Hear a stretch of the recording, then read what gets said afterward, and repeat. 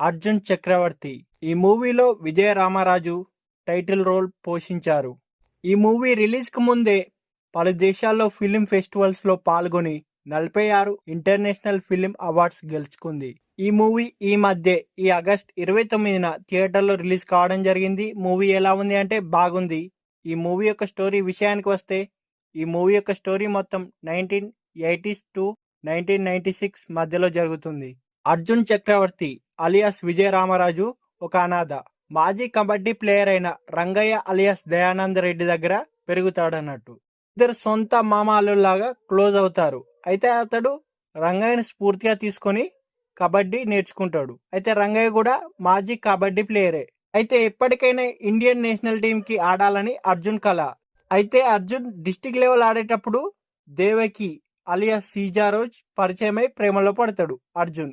అయితే Arjun state level కి వెళ్ళినప్పుడు దేవకికి పెళ్లి అయిపోతుంది. దీంతో అర్జున్ బాధపడుతూ కూర్చుంటే తన మామ రంగయ్యను చూసి మళ్ళీ ఆట మీద ఫోకస్ పెట్టి నేషనల్ కి ఆడతాడు. అయితే అర్జున్ నేషనల్ టీం తరపున ఆడి గెలిచి వచ్చాక కబడ్డీ కోచింగ్ పెడదాం అనుకుంటాడు.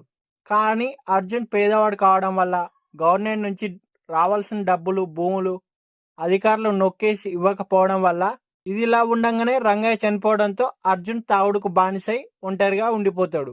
అలాంటి సమయంలోనే అతని కోచ్ అయిన కులకర్ణి అలియాస్ అజయ్ ఘోష్ గారు అర్జున్ని వెతుక్కుంటూ వచ్చి మళ్ళీ ఆడమని అడుగుతాడు. అయితే మరి అర్జున్ మళ్ళీ కబడ్డీ ఆడతాడా? అయితే మళ్ళా ఆటలో గాని జీవితంలో గాని గెలుస్తాడా? దేవకి మళ్ళీ అర్జున్ కి తారసపడుతుందా అనేది తెలియాలంటే మనం మూవీ చూడాల్సిందే. ఈ అర్జున్ చక్రవర్తి అనే మూవీ నల్గొండకు చెందిన ఒక మాజీ కబడ్డీ ప్లేయర్ స్టోరీ ఆధారంగా తీసుకొని కల్పితంగా రాసుకున్నారు.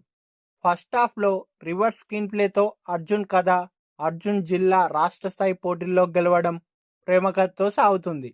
ఇంటర్వెల్ కి హీరోయిన్ కి వేరే పెళ్లి అయిపోవడంతో నెక్స్ట్ ఏం జరుగుతుందని ఆసక్తి కలుగుతుంది.